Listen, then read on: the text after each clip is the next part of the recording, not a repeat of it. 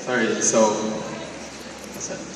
to our ever dynamic and vibrant President, Dr. Dulce F. Atchan, our VP for Academic Affairs, Dr. Teresita Salazar, our VP for Administration, Sir Ferdinand Valencia, sir. To our motherly and supportive Dean, Dr. Maria Lacarne M. Salcedo, to our BSN Program Chair, Dr. Marilyn N. Rivera, to our Principal of Midwifery and also the Clinical Coordinator, Mrs. Alicia Luida, to our equally competent faculty, our honored guest, Mr. Joe Celito Saison, sir. Dear parents, fellow graduates, students, distinguished guests, friends, good morning. Before I begin, may I request you to shake the hands of the person beside you and greet them congratulations. Please, all of us. Thank you, congratulations. Okay, so, because for me, we all deserve a congratulations. So today, we celebrate our victory.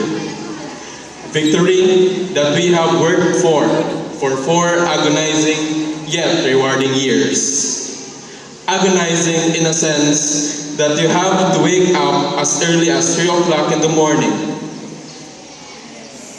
Or, depending on where you are from, it can be 2 o'clock in the morning. Or, might as well pack your bags to school before the day and spend the night at the canteen, just not to be late. Meron ba nun? Joke lang.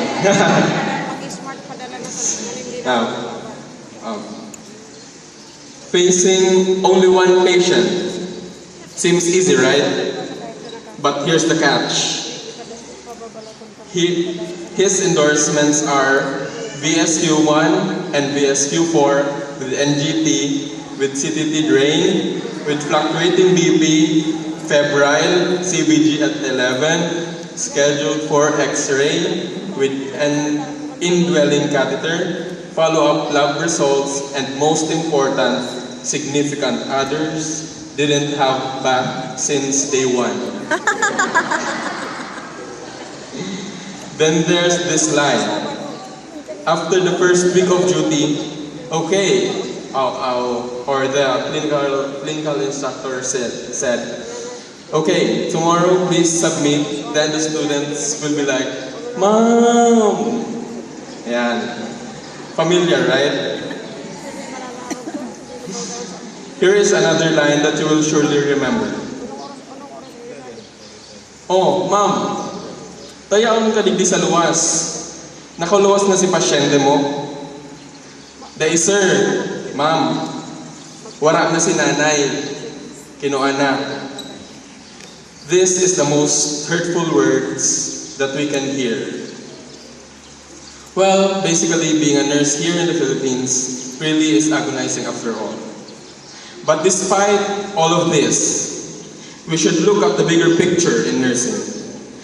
Challenges were there to teach us, to mold us, to make us toil, to work harder, to strive more, to do more, and most especially, to care more. Because in this way, we can only get our reward. Remember these lines? Salamat sir, ma'am. Ikasana ang nagkarigos sako. Ikasana ang nagantabay sako.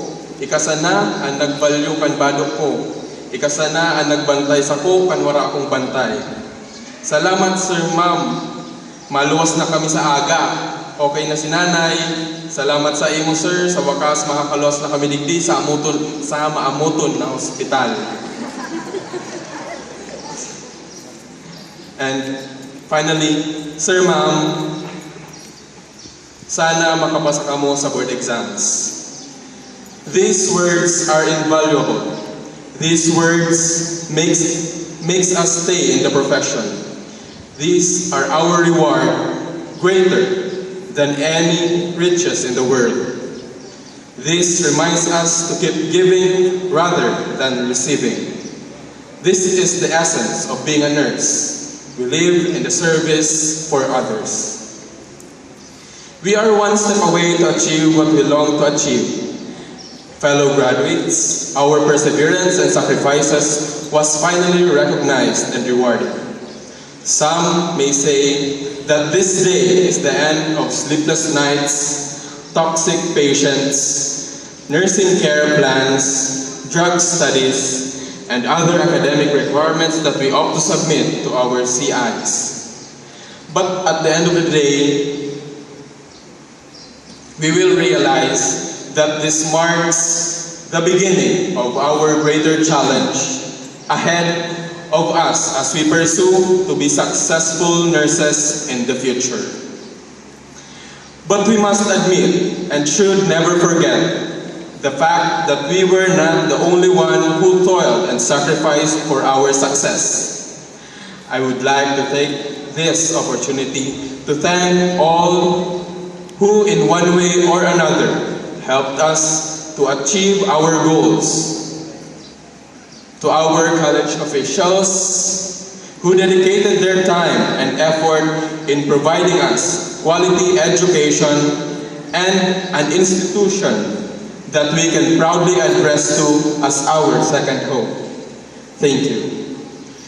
To our professors, clinical instructors who acted as our second parents, who gave and helped us lay the foundation for us to become a caring nurse in the future.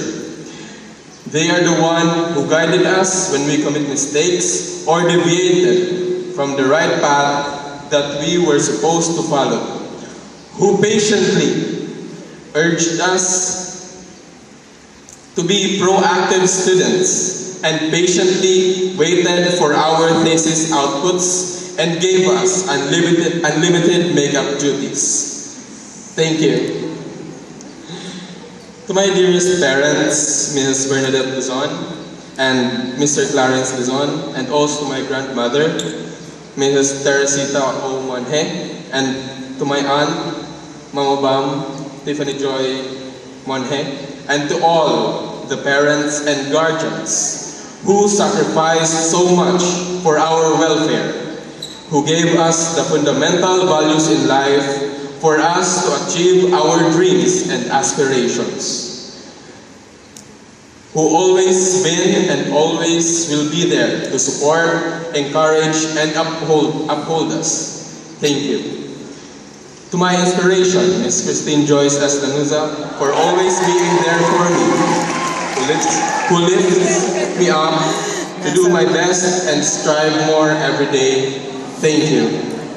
And most especially, to the Almighty God, we sincerely thank you for giving us all that we have in life. For without you, we are nothing.